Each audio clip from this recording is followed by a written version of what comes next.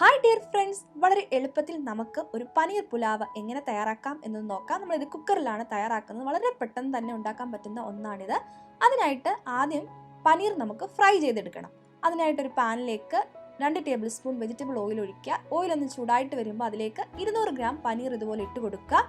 തിരിച്ച് മറിച്ച് നോക്കിയിട്ട് ഗോൾഡൻ ബ്രൗൺ കളർ ആകുന്നിടം വരെ ഇതൊന്ന് ഫ്രൈ ചെയ്തെടുക്കുക. അതിനുശേഷം നമുക്ക് ഒരു കുക്കറിലേക്ക് 2 ടേബിൾ സ്പൂൺ നെയ്യ് ഒഴിച്ചു കൊടുക്കുക. അതിലേക്ക് കറുവപ്പട്ടയും 3-4 ഏലക്കയും ഗ്രാമ്പൂവും ഒരു ബേ ലീഫും ഇട്ട് കൊടുക്കുക. കുറച്ച് കുരുമുളക് കൂടി ഇട്ട് കൊടുക്കുക. 1/2 ടീസ്പൂൺ നല്ല ജീരകം കൂടി ചേർത്ത് നന്നായിട്ടൊന്ന് ഫ്രൈ ചെയ്യുക. അതിലേക്ക് അരിഞ്ഞു വെച്ചിട്ടുള്ള 2 മീഡിയം സൈസ് സവോള ഇതുപോലെ ചേർത്ത് കൊടുക്കുക.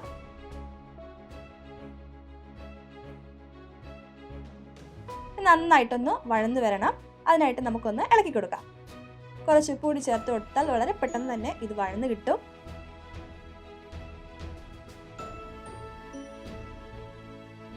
മൂന്ന് പച്ചമുളക് നടുവേ കീറിയത് കൂടി ഇതിലേക്ക് നമുക്ക് ചേർത്ത് കൊടുക്കാം.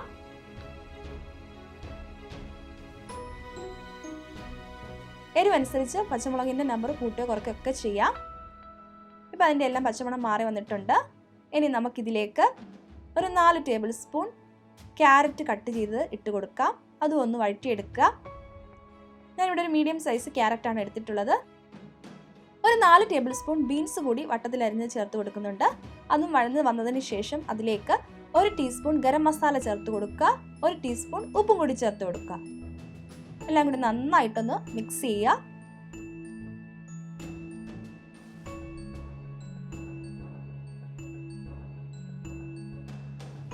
ഇനി നമുക്ക് ഇതിലേക്ക് കുറച്ച് പുതിനയിലയും മല്ലിയിലയും ചേർത്ത് കൊടുക്കാം. നന്നായിട്ടൊന്ന് ഇളക്കി യോജിപ്പിക്കാം.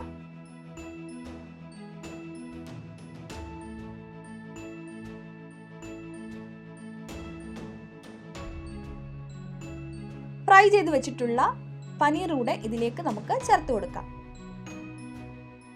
നന്നായിട്ടൊന്ന് ഇളക്കി കൊടുക്കുക. ഇനി നമുക്കിതിലേക്ക് ബസ്മതി റൈസ് ചേർത്ത് കൊടുക്കാം. ഞാൻ 1 കപ്പ് റൈസ് ഒരു 20 മിനിറ്റ് നേരം വെള്ളത്തിൽ കുതിർത്ത് വെച്ചായിരുന്നു. അതാണ് ഇതിലേക്ക് ചേർത്ത് കൊടുക്കുന്നത്.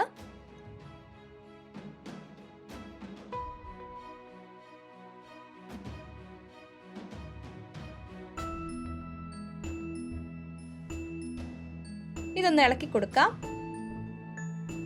1 കപ്പ് റൈസിന് 2 കപ്പ് വെള്ളമാണ് ചേർത്ത് കൊടുക്കേണ്ടത്.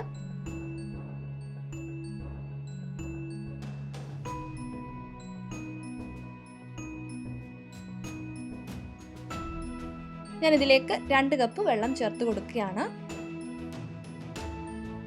മെഷറിംഗ് കപ്പ് ഇല്ലാത്തവർക്ക് ഏത് കപ്പിലാണോ നമ്മൾ അരി അളന്നത് അതേ കപ്പ് തന്നെ യൂസ് ചെയ്താൽ മതിയാകും.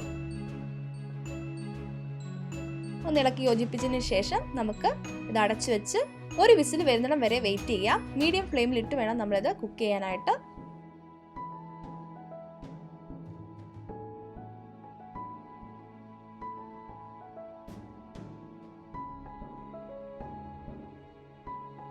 ഇപ്പോൾ ഒരു വിസിൽ വന്നിട്ടുണ്ട്. ഞാൻ ഫ്ലെയിം ഓഫ് ആക്കുകയാണ്.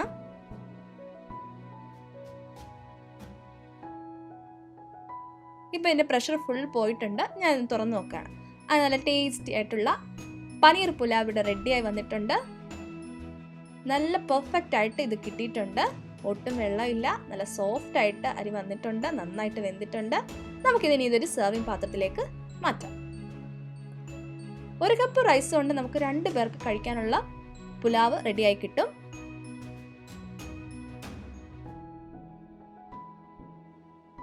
അങ്ങനെ തൈര് വെച്ചിട്ടുള്ള ഇതുപോലത്തെ സാലഡ് ഉണ്ടെങ്കിൽ അത് കൂട്ടി കഴിക്കാൻ നല്ല ടേസ്റ്റാണ് കേട്ടോ ഈ പുലാവ്.